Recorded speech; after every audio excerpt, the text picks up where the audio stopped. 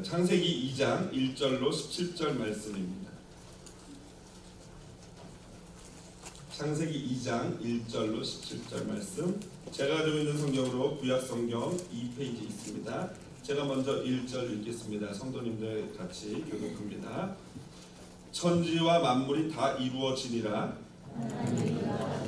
일곱째 날에 마치시니 그가 하시던 모든 일을 그치고 일곱째 날에 안식하시니라. 하나님이 그 일곱째 날을 복되게 하사 거룩하게 하셨으니 이는 하나님이 그 창조하시며 만드시던 모든 일을 마치시고 그날에 안식하셨음이니라. 여호와 하나님이 땅과 하늘을 만드시던 날에 여호와 하나님이 땅에 비를 내리지 아니하셨고 땅을 갈 사람도 없었으므로 들에는 초목이 아직 없었고 밭에는 채소가 나지 아니하였으며 여호와 하나님이 땅의 흙으로 사람을 지으시고 생기를 그 코에 불어넣으시니 사람이 생명이 되니라.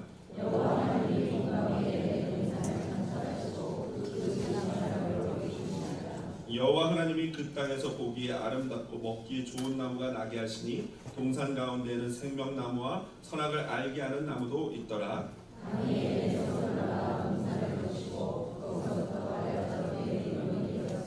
첫째 이름은 비손이라. 금이 있는 하윌라 온 땅을 둘렀으며 그 땅의 금은 순금이며 그곳에는 베델리온과 호마노도 있으며 둘째 강의 이름은 기혼이라. 구스 온 땅을 둘렀고 히데겔이라 아수르 동쪽으로 불렀으며 넷째 강은 유브라데더라. 여호와 하나님이 그 사람을 이끌어 에덴 동산에 두어 그것을 경작하며 지키게 하시고 동산 종나무의 열매는 내가 비밀로 먹되 다같이요 선악을 알게 하는 나무의 열매는 먹지 말라. 내가 먹는 날에는 반드시 죽으리라 하시니라. 아멘. 네, 오늘은요 창세기 2장 1절에서 17절 본문 말씀을 가지고 창세기 강의 네 번째 시간 빨간 줄이라는 제목으로 함께 말씀 나누도록 하겠습니다. 여러분, 인생을 살면서 허무함을 느껴본 적이 있으십니까? 네, 굉장히 어리석은 질문이죠. 아마도 적어도 이 자리에 계신 분들은 적어도 한 번 이상, 아니 한 번 이상이 무엇입니까? 어쩌면은 매 순간마다 허무함이 밀려올 때가 있을 것입니다. 그래서 돈키호테라는 이 유명한 소설을 쓴 세르반테스는 이렇게 얘기했습니다. 인생을 살면서 허무함을 느껴본 적이 없다면 그 사람은 인생을 헛되이 보낸 것이다 라고 얘기했어요. 그러니까 허무함을 느낀다는 것이 결코 그리 나쁜 것만은 아닌 것 같습니다. 뭔가 의미가 있는 것 같습니다. 자, 그렇다면은 왜 우리 인생에 있어서 이토록 허무함은 피할 수 없는 운명과도 같은 그런 존재가 되었는가, 그런 요소가 되었는가? 왜 우리 인생은 허무할까요? 제가 허무함을 느껴본 적이 있습니까? 여쭤보니까 다들 막 실소를 금치 못하면서 어떻게 저런 말도 안 되는 질문을 하냐 할 정도로 웃으셨는데, 그만큼 인생의 허무는 당연한 거 아니겠느냐라는 거 아니겠습니까? 왜 우리 인생이 이토록 허무한 인생이 되었을까? 저는 오늘 이 성경 본문을 통해서 이 인생의 허무함과 인생의 본질적인 문제를 다시 한번 살펴보고자 합니다. 먼저 오늘 본문을 가만히 보면요, 지난 1장에 나타났던 패턴이 있지 않습니까? 그것이 무엇입니까? 하나님이 이르시되 무엇이 있으라 하매 그대로 되었고 하나님이 보시기에 좋았더라. 저녁이 되고 아침이 되는 이는 몇째 날이니라 라는 이 표현이 6일 동안 계속 패턴이 되었단 말이죠. 그런데 오늘 마지막 7째 날에는 그 패턴이 바뀝니다. 패턴이 망가집니다. 뭐라고 나와 있습니까? 1절 보니까 천지와 만물이 다 이루어지니라. 그리고 2절에 하나님이 그가 하시던 일을 7째 날에 마치시니 그가 하시던 모든 일을 그치고 7째 날에 안식하시니라. 그리고 하나님이 그 7째 날을 복되게 하사 거룩하게 하셨으니 라고 나옵니다. 그러니까 여태까지 나왔던 6일 동안의 패턴이 계속되다가 마지막 7째 날에는 완전히 바뀌면서 어떤 이 패턴이 나오냐면요, 7째 날이라는 이 단어 몇 번 나오는지 한번 여러분 살펴보실까요? 2절하고 3절에 보면 7째 날이 몇 번 나옵니까? 3번 나옵니다. 3번 나와요. 그리고 마치시니라는 단어가 몇 번 나옵니까? 2절에 중간에 7째 날에 마치시니, 그리고 세 번째 3절에 마치시고 두 번 나오죠. 그런데 히브리 원어로 보면 한 번 더 나옵니다. 마치고 2절에 보면 마치시니 그가 하시던 모든 일을 그치고 할 때 그 그치고에서 마치다라는 동사도 3번 나옵니다. 일곱째 날도 3번, 마치다라는 단어도 3번 나옵니다. 과연 이 3번씩 일곱째 날을 반복해서 모세가 기록하고 마치다라는 동사를 3번이나 반복해서 기록한 이유는 무엇일까요? 그것은 바로 하나님이 6일 동안 창조하신 모든 창조가 어떻다는 겁니까? 완벽하다, 완전하다, 더 이상 손댈 필요가 없을 정도로 완전하게 만들었다라는 그런 의미입니다. 그러므로 이것이 말하고 있는 바는 바로 창조의 완전성을 얘기하고 있어요. 특별히 여러분, 이렇게 일곱째 날 3번이나 일곱째 날이 나온 것은 이 총 창조 7일 동안에 언제 몇째 날이 가장 중요하다는 의미이겠습니까? 그렇죠. 마지막 일곱째 날이 가장 중요하다라는 의미예요. 창조의 하이라이트는 어디입니까? 하이라이트는 6째 날 인간을 만들던 때예요. 그때가 하이라이트예요. 그러나 창조의 클라이맥스, 완전 피크라고 할 수 있는 클라이맥스가 언제입니까? 바로 이 마지막 일곱째 날이라는 거예요. 그러니까 창조의 모든 가장 중요한 것은 인간을 만드는 게 굉장히 관심 있고 흥미진진할 수는 있지만 가장 이 창조의 포커스를 둔 게 어디라고요? 바로 이 일곱째 날 안식한 날이다라는 거예요. 자, 그렇다면은 하나님은 지난번에도 말씀드렸지만 안식할 필요가 없는 분이시잖아요. 그런데 하나님이 안식하셨다라는 그 이유는 무엇이겠습니까? 하나님은 지금 오늘 가만히 보면요, 6일 동안 열심히 창조하신 그 창조가 마지막 제7일 날 마치 안식하려고 6일 동안 열심히 창조하신 듯한 느낌을 우리에게 주고 있어요. 그것을 기록하고 있는 게 맞아요. 그래서 여러분 아시겠지만 유러피안들 있지 않습니까? 유럽인들은 1년 동안 열심히 일한대요. 무엇을 위해서요? 바로 이 여름에 얻을 이 휴가, 바케이션을 위해서 열심히 일해요. 그러니까 이 12달 중에 10달을 열심히 일하고 나머지 한 달, 2달을 어떻게 하는 거예요? 그 번 돈을 가지고 쉬는 거예요.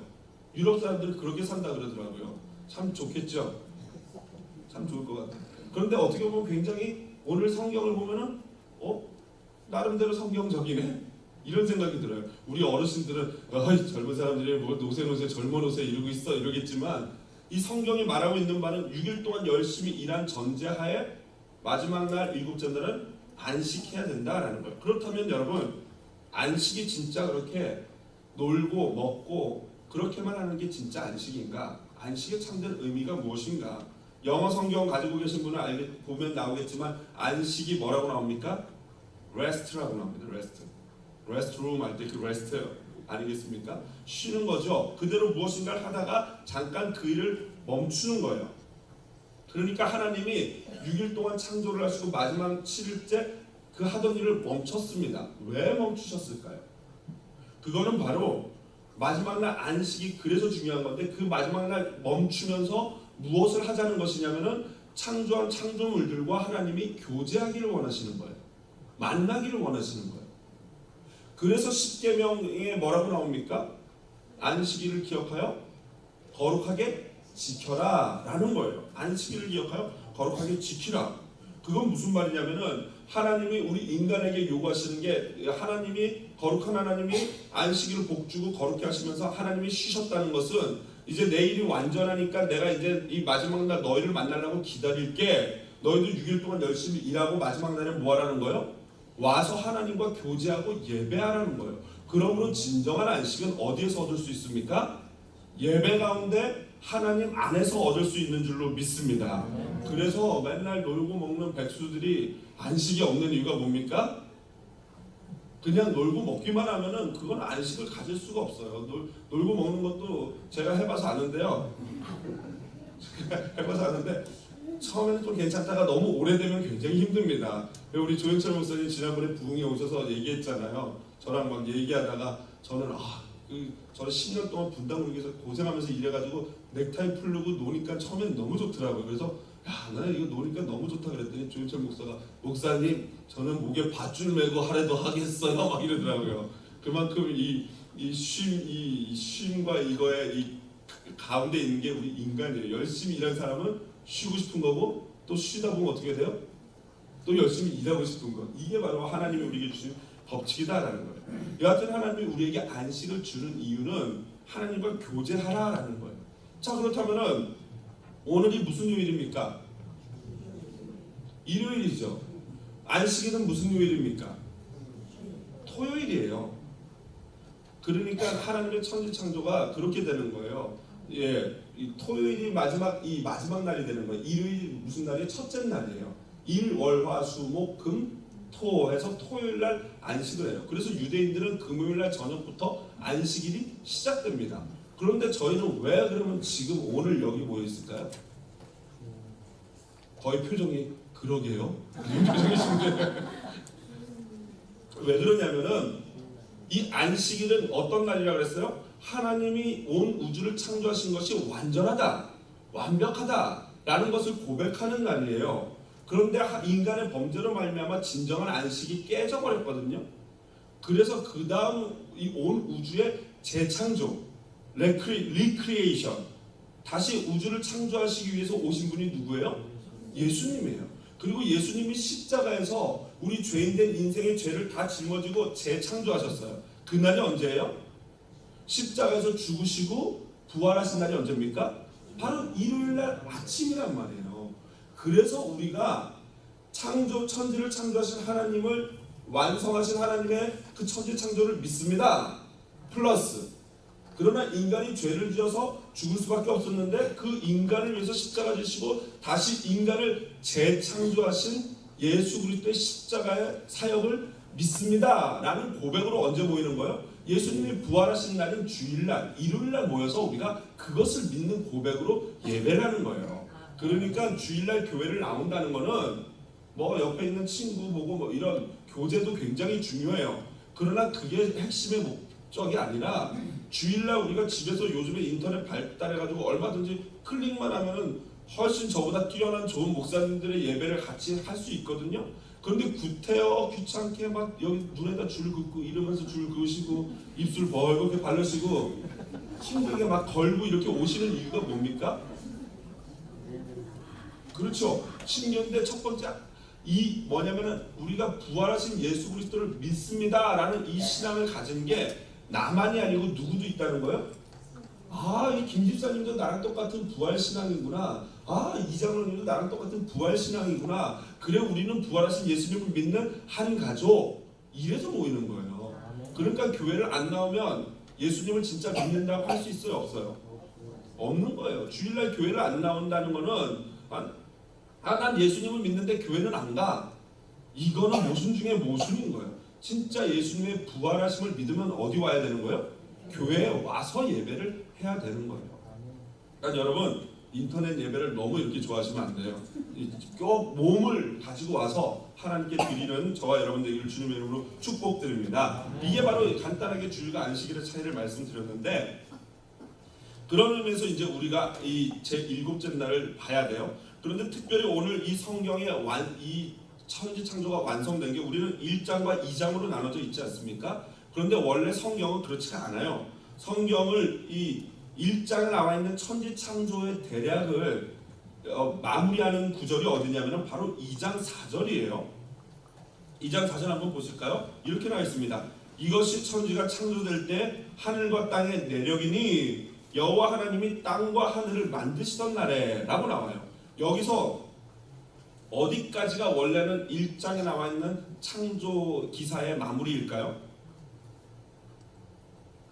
어디까지일 것 같습니까?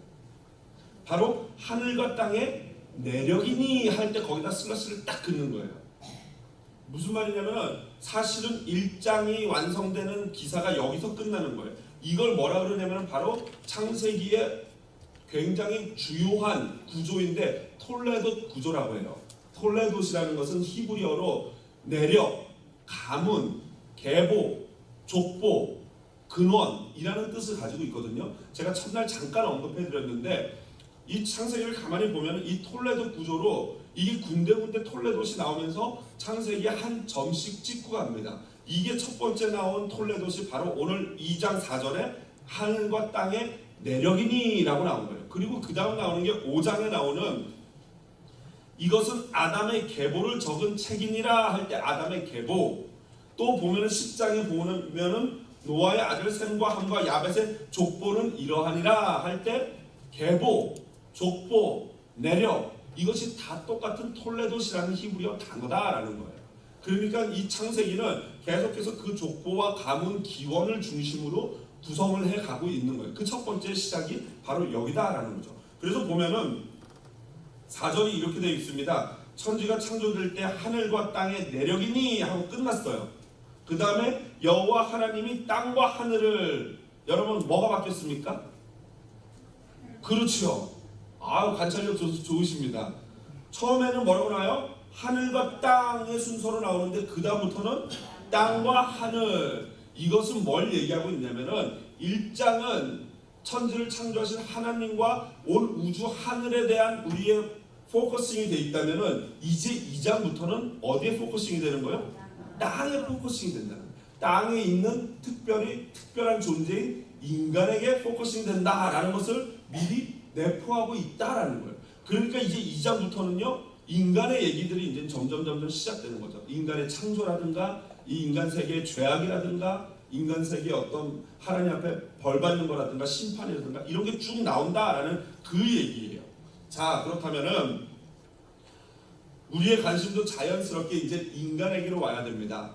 그런 점에서 여러분 혹시 신토불이라는 이 사자성어 들어보셨습니까? 신토불이. 심지어는 나중에 우리 한국에는 이 노래도 나왔죠. 신토불이야. 죄송합니다. 그런 노래가 나왔어요. 그런 노래가 있었는데 그게 무슨 뜻입니까? 신토불이. 몸과 땅은 두 개가 아니다. 다시 말해서 하나다.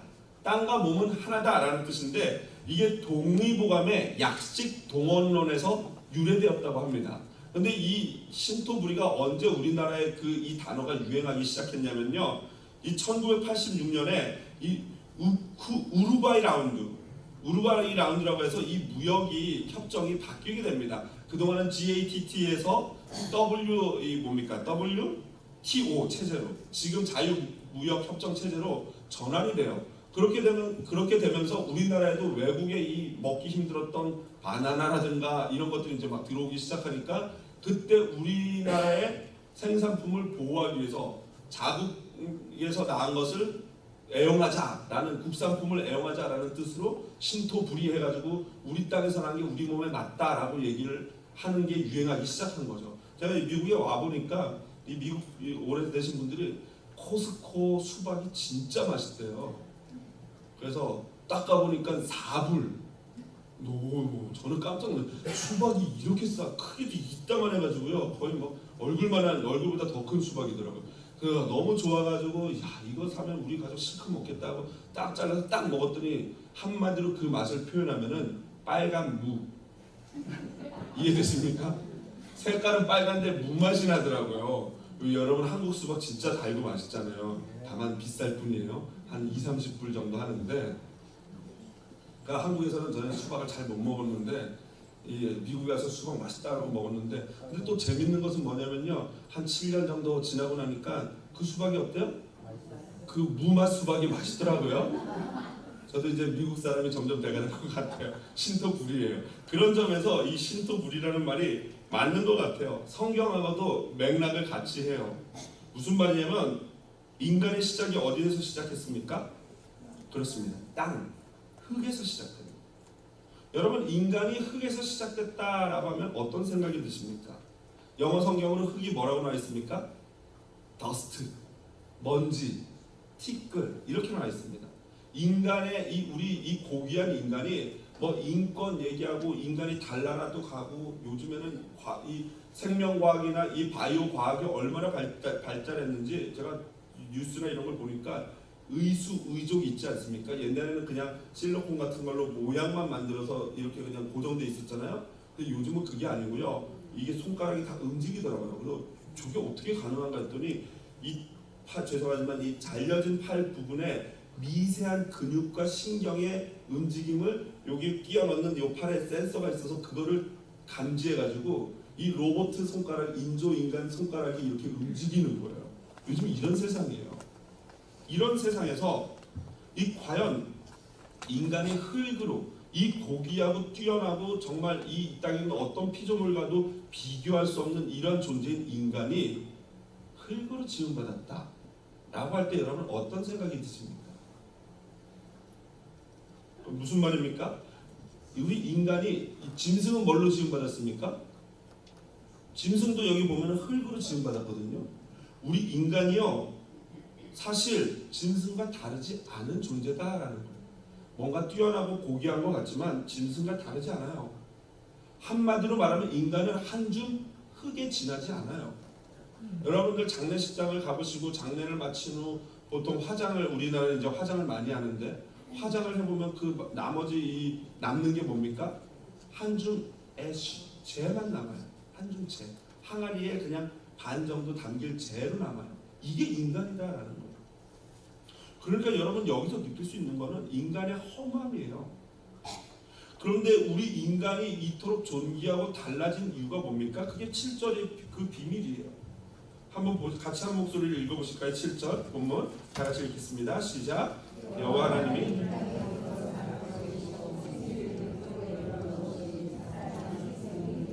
그렇습니다. 하나님이 인간을 흙으로 지으시고 그 코에다가 하나님의 입김 생기를 후 하고 불어넣으셨대요. 그랬더니 인간이 뭐가 됐다고요? 생명이 됐다. 여기서 생명이라는 것은 바꿔 말하면 좀 더 이렇게 본문에 맞게 번역을 하면 살아있는 존재, 산자가 되었다, 산자가 되었다라는 뜻이에요. 여러분 바벨론 신화가 이런 비슷한 신화가 있는데요. 바벨론 신화 아트라하시스 서사시에 보면요.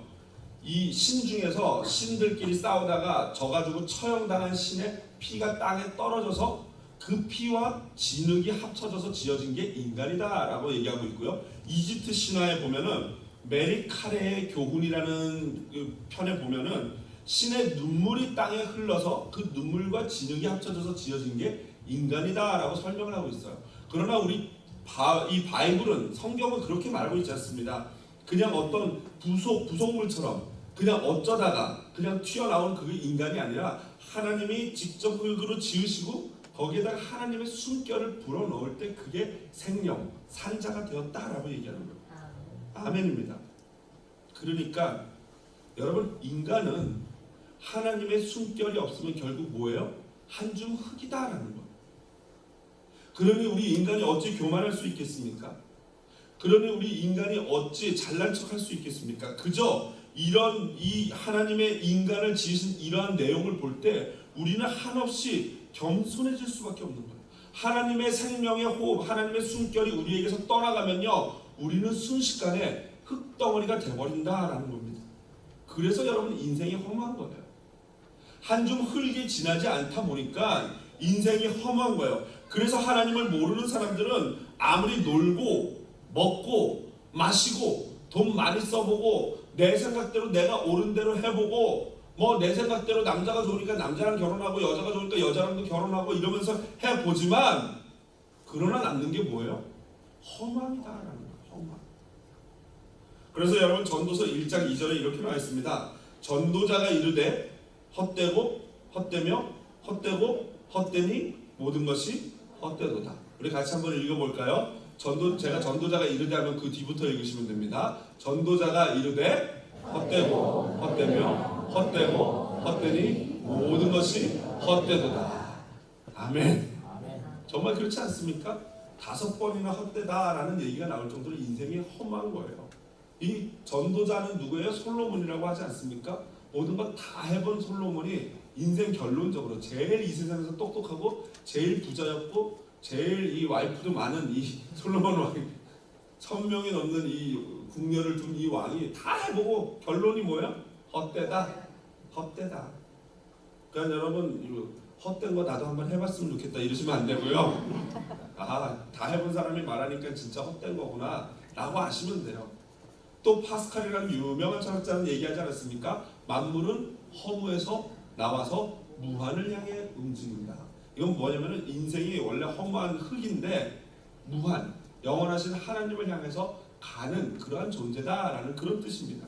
자, 그렇다면은 이러한 허무한 인생에서 인간은 도대체 무엇이고 어떻게 해야지 이 허무를 떨쳐버릴 수 있을까요? 바로 그것은 오늘 성경 본문에 나온 것처럼 우리 인간이 하나님의 사명을 부여받은 존재다라는 사실을 잊지 않는 거예요. 그것을 기억하는 거예요. 여러분, 오늘 성경에 보니까 하나님이 이 아담에게 어떤 사명을 주십니까? 에덴 동산을 만드시고 그 에덴에다가 놓으시고 에덴 동산을 경작하라 그리고 지키라 라고 명합니다. 여러분, 여기서 우리가 좀 이 논란거리가 있는 게, 이 하나님이 셋째 날 다 이 식물도 지으시고 나무도 지으셨는데 오늘 성경에 보니까 뭐라고 나와 있습니까? 여기 몇 절입니까? 9절. 감사합니다. 저에게 시간을 벌어주셔서 감사합니다. 여기 보면은 15절인가요? 정작하여 지키게 하라라고 나와 있고요. 경작하여 지키다라는 거, 경작하다라는 것은 농사를 짓는 걸 말하는 거잖아요. 그런데 그렇다면은 여기 하나님 보니까 여기 2절에도 보니까 아직 하나님이 4절에 보니까요. 죄송합니다. 5절에 보니까요. 땅을 갈 사람도 없고 들에는 초목이 아직 없었다라고 나와요. 그러니까 아직 나무가 없었다라는 얘기잖아요. 그럼 도대체 이게 무슨 말인가? 인간이 지어진 뒤에 나무가 생겨난 건가? 그게 아니고요. 여기서 말하는 지금 오늘 2장에 나오는 초목은 1장에 나오는 나무와는 다른 거예요. 1장에 나오는 나무들은 막 그냥 이렇게 숲처럼 우거진 그런 나무들이라면은 지금 2장에 나오는 것은 실제로 우리가 먹고 살 수 있는 그 열매 맺는 그런 나무들을 의미하는 거예요. 씨 맺는 이 나무, 씨 가진 나무, 열매 맺는 나무를 의미하고 있는 거예요. 그러니까 아직 하나님이 우리가 생각할 때는 에덴 동산에서 그냥 이렇게 과일 따먹을 줄 알았는데 그게 아니고 뭐예요? 아담이 경작, 농사, 노동을 해야 됐다라는 거예요. 오늘 성경에 보면은 이 경작하다라는 단어가 15절에 나오는데 이 단어는 히브리어로 아베드예요. 아베드. 근데 이 아베드라는 단어는 농사짓다, 경작하다라는 단어인데 그 의미가 그것뿐만 아니라 하나 더 나가면은 예배하다라는 뜻도 있어요. 출애굽기 3장 12절 우리 화면 한번 보실까요? 화면에 보시면 하나님이 이르시되 내가 반드시 너와 함께 있으리라 모세에게 하는 말씀이거든요. 내가 그 백성을 애굽에서 인도하여 낸 후에 너희가 이 산에서 하나님을 섬기리니 할 때 여기서 섬기리니 이 단어가 뭐예요? 바로 아베드라는 거예요. 경작하리니 라는 단어예요. 그러니까 경작하다라는 단어의 뜻에는 하나님을 서빙하는, 하나님을 예배하는 의미가 포함되어 있는 거예요. 그러니 이 에덴에서 아담이 열심히 농사짓고 하는 게 누굴 예배하는 거예요? 하나님을 예배하는 것인 줄로 믿습니다. 이 경작하는 게 일종의 하나님 앞에 예배였다라는 거예요. 이게 바로 노동의 신성함입니다.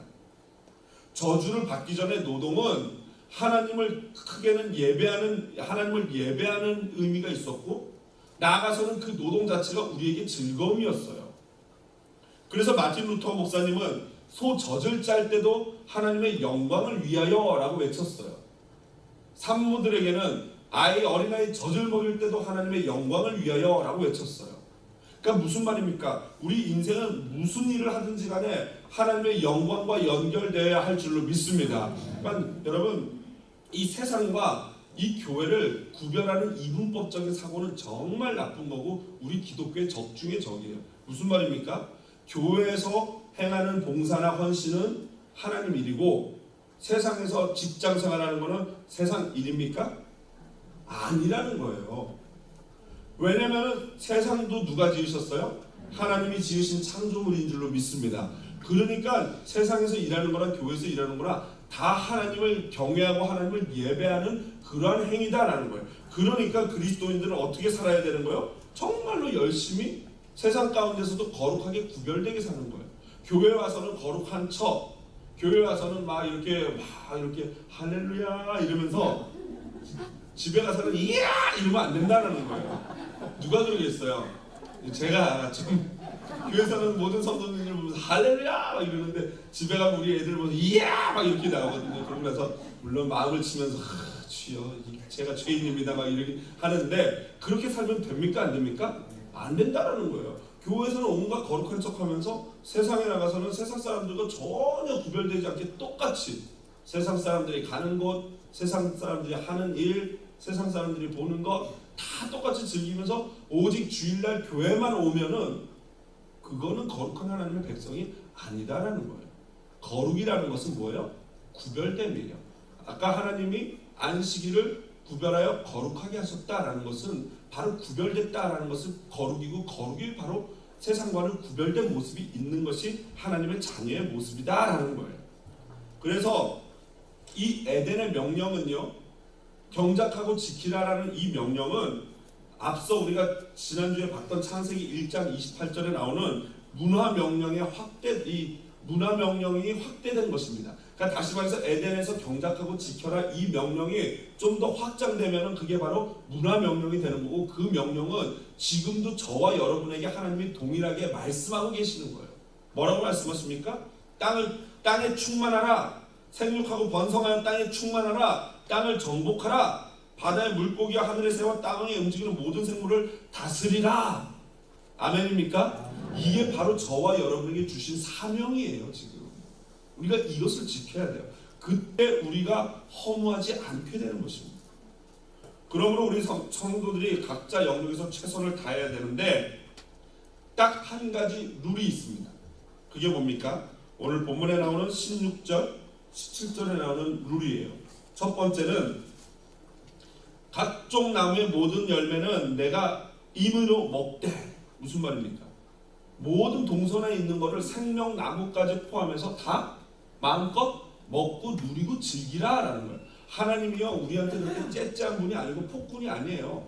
그냥 막 이것도 안 돼 저것도 안 돼 하지마 안 돼 이러시는 분이 아니고 다 하래요. 다 뭐든지 다 즐겨. 내가 만들어 놓은 온 세상 여행도 가고 먹을 것도 먹고 맛있게 하고 부부가 하고 가족끼리 하고 다 즐겨. 뭐든지 다 즐겨. 그러나 마지막 하나 딱 한 가지 하지 말라는 게 있어요. 그게 뭡니까? 선악을 알게 하는 나무의 실과는 먹지 말라. 먹는 날에는 반드시, 옛날 성경에는 정령 죽으리라 라고 나와요. 여러분 이 선악을 알게 하는 나무가 도대체 뭔지, 미국 사람들은 아담스 애플이라고 이거 하지 않습니까? 그러니까 한마디로 이 아담이 이 선악과를 따먹었는데 먹다가 놀래가지고 뭐 걸려가지고 튀어나온 게 이게 아담스 애플이래요. 근데 애플이 아닙니다. 선악과는 무슨 열매인지 몰라요.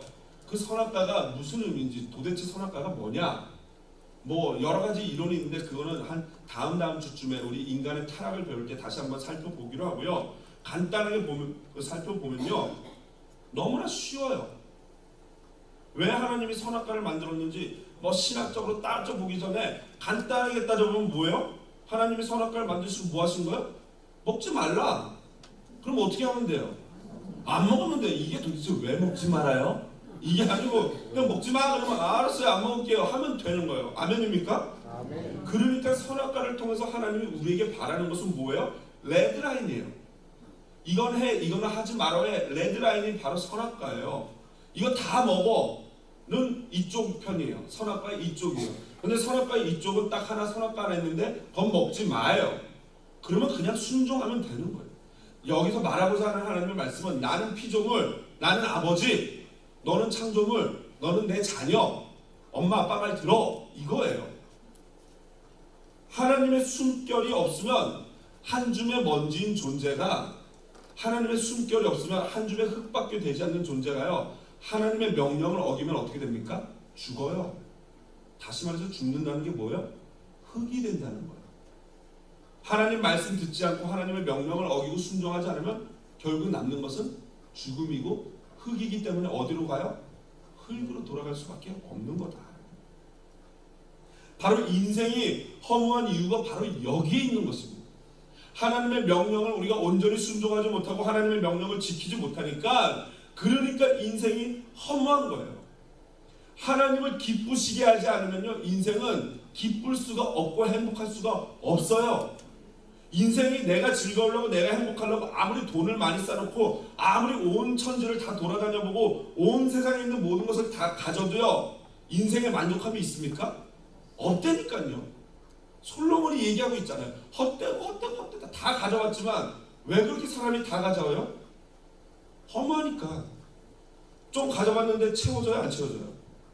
안 채워져요. 그러니까 좀 더 끝이 없는 거예요. 이게 바로 인생이에요.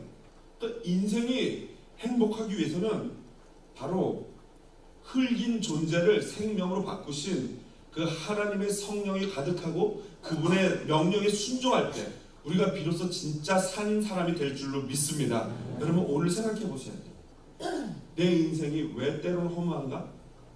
그 허무했던 건 분명히 여러 가지 이유가 있겠지만 분명히 하나님의 명령과 하나님과 연관지어서 우리가 그 원인을 찾아야 된다라는 거예요. 말씀을 마무리합니다. 지난 주 중에 우리 4th of July 때 우리 청년들을 우리 교회에서 같이 모임을 하면서 고기를 이렇게 같이 구워 먹고 파티를 했어요. 들으시면서 나는 막 이러시는 분이 계신데 나중에 우리 8월 말쯤에 우리 패밀리 나잇이라고 해가지고 함께 같이 고기도 구워 먹고 교회에서 이렇게 파티하는 시간 가질 거니까요. 너무 속상해하지 마시고요. 우리 청년들은 또 너무 이쁘잖아요. 너무 설레시고 너무 이쁘잖아요. 그죠? 그렇죠? 너무 귀해요. 얼마나 귀한지 몰라요. 그래서 수련회 때 또 수고도 했고 해서 같이 이제 4th of July 때 같이 이 고기를 구워 먹는데 우리 그러니까 몇 째입니까? 5째인가요? 하도 많으니까 몇 째인지도 잘 모르겠네요. 우리 하이리 5째군요. 5째 우리 하이리가 여기서 바이크를 탄다고 막 타다가 막 누나들한테 잘난 척하면서 하고 뭐 소리 지르다가 그만 앞으로 꼬꾸라졌어요. 우리 주차장에서 딱 넘어졌는데 저는 이 원래 쿨한 아빠이기 때문에 일어나 털고 일어나 엄마한테 가 했는데 나중에 봤더니 애가 막 피를 철철 흘리는 거예요. 봤더니 이빨이 없는 거예요. 앞니 2개가. 그래서 치아가 날아갔나 하고 보니까 날아간 게 아니고 어떻게 됐냐면은 푹 박혔어요. 이 검으로 이 잇몸 사이로 양쪽 두 이빨이 박혀가지고 피가 막 계속 나는 거예요. 그래서 막 이제 좋던 분위기 다 망치고 병원 가가지고 어저께 가서 이제 응급처치하고 이렇게 왔는데 저는 이제 그런 상황이 되면은 좀 캄해집니다. 그러면서 하나님께 여쭤보는 거예요. 하나님 왜 이런 일을 제게 지금 허락하셨을까요? 무엇을 말씀하시고 싶은가요? 라고 이제 하나님께 고민을 하다가 한 2가지 정도를 생각했는데 첫 번째는 이 목사 애가 다쳐서 참 다행이더라고요. 이 교회에서는 이 남의 애가 다치면 저는 더 힘들었을 것 같아요. 근데 우리 애가 다치니까 참 마음이 편해요. 이상하죠? 근데 우리 애가 다치니까 참 다행이다라는 생각이 들고요. 2번째로는 갑자기 VBS 생각이 나는 거예요. 이번 주 목요일부터 주일까지 VBS가 있는데 여러분 같이 함께 중보 기도해 주시기를 부탁을 드립니다. 하나님이 조용히 경고하시더라고요. 그래서 이게 만약에 진짜 VBS 때 이런 일이 일어나면 이게 큰 위기가 되고 큰 시험거리가 되겠구나. 낙심하는 성도가 있을 수도 있겠구나. 그래서 정신 바짝 차리고 악한 영들이 우리 VBS나 우리 교회를 방해치 못하게 여러분 기도해 주시기를 약속해 주시기를 부탁을 드립니다. 그래서 이번 주에 목, 금, 토, 일 있을 때는 여러분들이 하루에 한 번씩이라도 우리 교회를 생각하면서 어린이들을 위해서 기도해 주셔야 돼요. 안전하게 은혜 많이 받도록 기도해 주셔야 돼요. 그리고 나서 이제 이 말씀을 준비하면서 느낀 게 뭐냐면은 인생의 허무함이에요. 허무해요. 아빠 불과 거리가 별로 얼마 되지 않는 이 거리임에도 불구하고 아빠가 지킬 수가 없는 거예요. 그러면 제가 그 아이를 보면서 이렇게 노래했죠. 시작됐네. 뭐가 시작됐어요? 인생의 고난이 시작됐구나. 너도 고생이 시작됐구나.